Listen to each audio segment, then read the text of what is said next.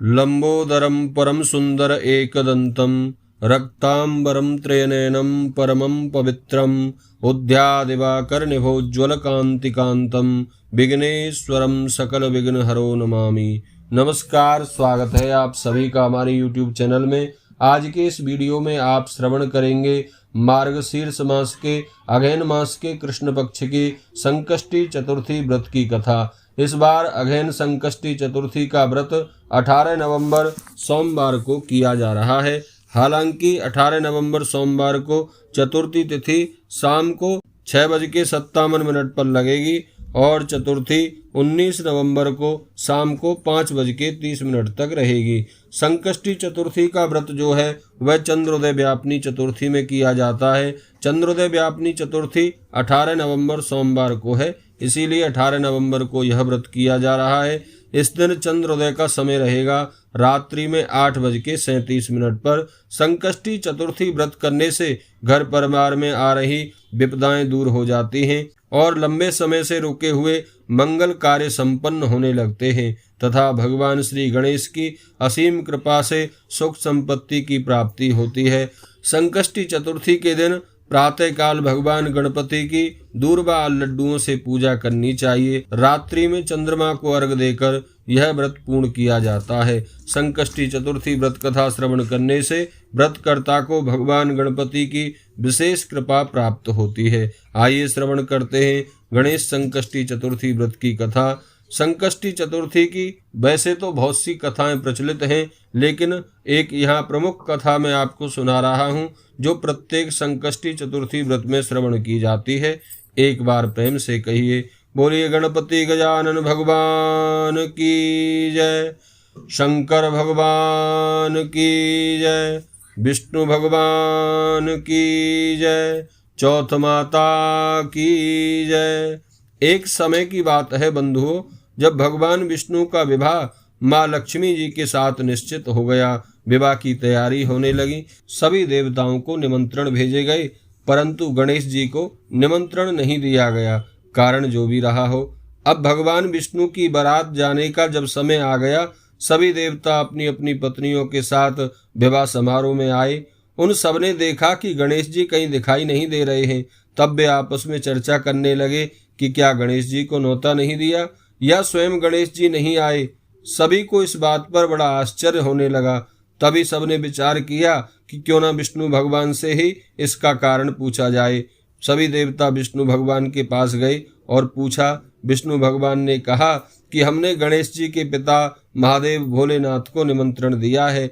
यदि गणेश जी अपने पिता के साथ आना चाहते हैं तो आ जाते।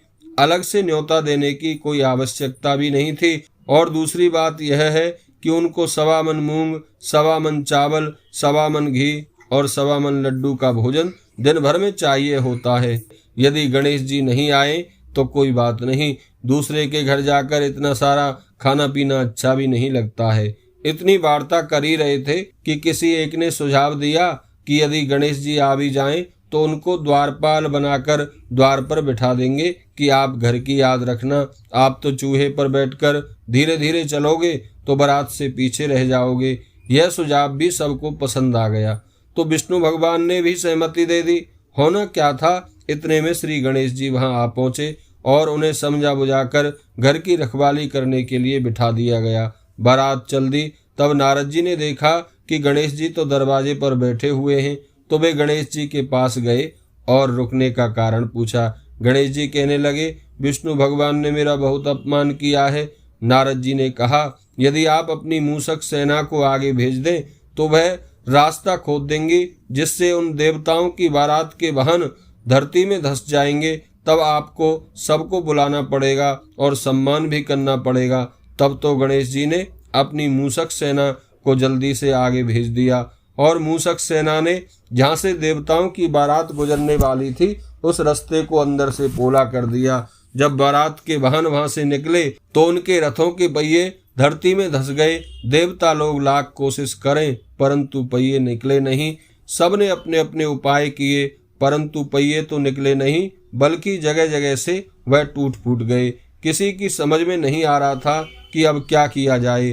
तब तो नारद जी ने कहा, आप लोगों ने गणेश जी का अपमान करके अच्छा नहीं किया। यदि आप उन्हें मनाकर लाते तो आपका कार्य अवश्य ही सिद्ध होता और यह संकट टल सकता था। भगवान शंकर ने अपने दूत नंदी को भेजा और कहा कि गणेश जी को लेकर आओ। नंदी महाराज गए, वे गणेश जी को लेकर आए। गणेश जी का सबने आदर पूर्वक सम्मान किया, पूजन किया। तब कहीं जाकर रथ के पहिए निकले। अब रथ के पहिए तो निकल गए, परंतु वे जगह जगह से टूट फूट गए थे, तो अब उन्हें सुधारे कौन।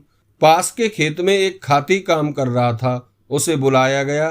खाती अपना कार्य करने से पहले श्री गणेशाय नमः कहकर गणेश जी की वंदना मन ही मन करने लगा। देखते ही देखते खाती ने सभी पहियों को ठीक कर दिया।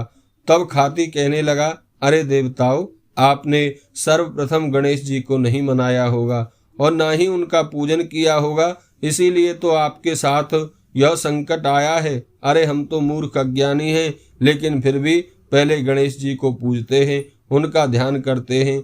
आप लोग तो देवता गण हैं, फिर भी गणेश जी को कैसे भूल गए।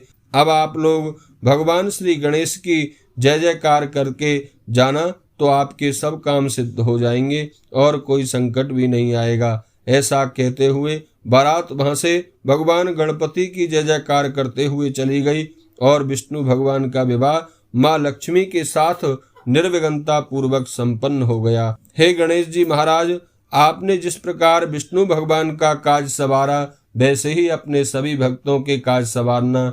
बोलिए गणपति गजानन भगवान की जय।